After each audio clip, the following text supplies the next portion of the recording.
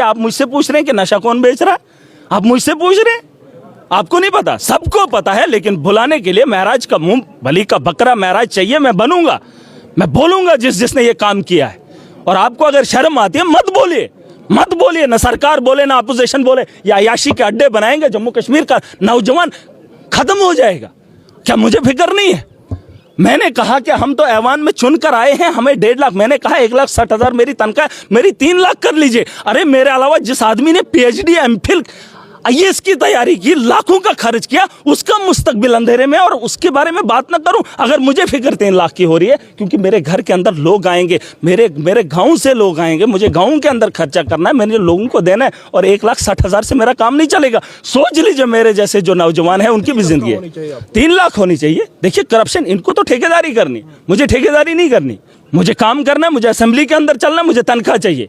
देखिए बात सुन लीजिए, बात सुन लीजिए। मेरा सैलरी जो है बढ़ाई जाए, सिर्फ मेरी अपोजिशन को अगर चाहिए लिखत में दे। किसी ने इस बात के ऊपर बात नहीं की। आप ही हैं जिनने शौक तो खाने का इनको चोरी से सबको है, लेकिन बोलने का शौक नहीं है। पीछे से जितना करोड़ों का माला है हड़प करेंगे।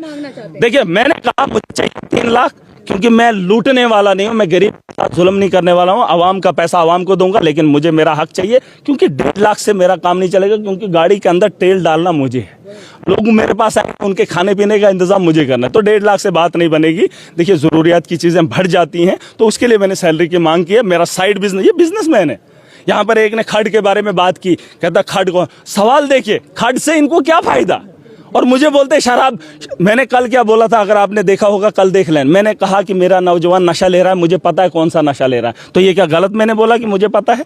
इसका क्या मतलब मैं नशेड़ी हो गया? और वो जो उनका स्पोक्स पर्सन है बीजेपी का, वो हंसने लग गया। हाँ जैसे अरे तुम तो बेच रहे हो।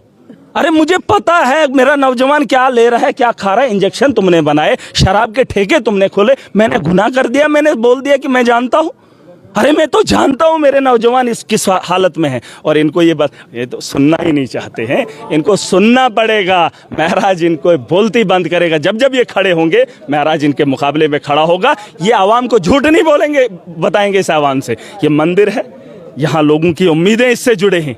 यहाँ पर ये सियासत करेंगे, मोदी के नाम को बेचेंगे, वो फलाने कसीदे पढ़ेंगे। कसीदे नहीं पढ़ने, वक्त की जरूरत है, उस पर काम करो। हाँ मुझे कमी दिखेगी मैं पूछूंगा, ऐसा मत ये बोले। कल मैंने जब उनको पूछा कि आप पोल मत लगाने लीजिए, आप इस वक्त हमारे साथ वादा किया है बिजली 24 घंटे दीजिए और फ्री दीजिए। मैं सरकार, देखिए मैं लोगों के लिए हूँ। आपको लगता है कि मैं किसी का पक्ष ले रहा हूँ? किसी का नहीं लूंगा। जो लोगों के लिए नहीं होगा, महराज उसके साथ नहीं होगा। और जो लोगों की आवाज़ को दबाएगा, उसकी आवाज़ को बेबाकी से महराज बुलंद।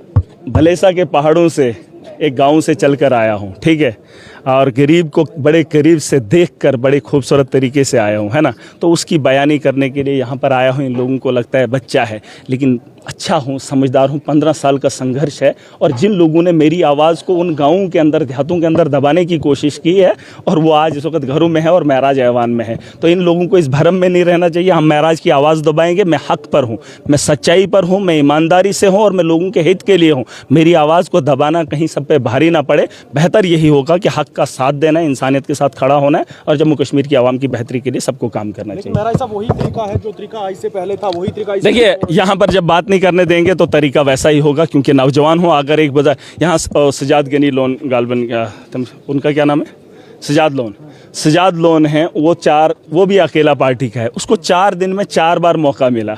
अरे गुस्सा नहीं आएगा, मैं नेशनल पार्टी से हूँ, और मुझे भी मैंडेट आवाम ने दिया। मुझे बोलने के लिए स्पीकर साहब को चीखना चिल्लाना पड़ता है। फिर जब गुस्सा आ ही जाता है, बर्दाश्त से बाहर बातें होती हैं, तो चीखना मेरा हक है यार। मुझे लोगों ने चुन के भेजा, मैं किसी पार्टी से चुन कर नहीं आया हूँ। लोगों ने चुना है, और मुझे अपनी बात रखनी है, चाहे मुझे उसमें चीखना। आपने इल्जाम भी लगाया कि नशा बेचते हैं। नहीं, और क्या, किसने? नशा क्या है? शराब के ठेके किसके दौर में खुले? आप मुझे बताओ ना। तो बीजेपी वालों ने कौन सा प्रोटेस्ट किया? हमारे नौजवानों पे लाठियां चली, उन्होंने कहा एलजी को बोला परमानेंट करो। ये आप मत पूछिए। आपने ये सारा तामझाम देखा है जम्मू के अंदर 7 साल से। आप क्यों ये सवाल मुझसे पूछ रहे हो? जिस आदमी को जो पता है, चाहे वो मीडिया का है, चाहे वो असेंबली के अंदर है, चाहे वो ऐवान, किसी भी ऐवान के अंदर है, चाहे सड़क पर ठेले पे बैठकर कोई रेडी लगाकर कुछ भी बेच रहा है, उसको बात करनी चाहिए जम्मू के बारे में कि जम्मू को खराब किसने किया।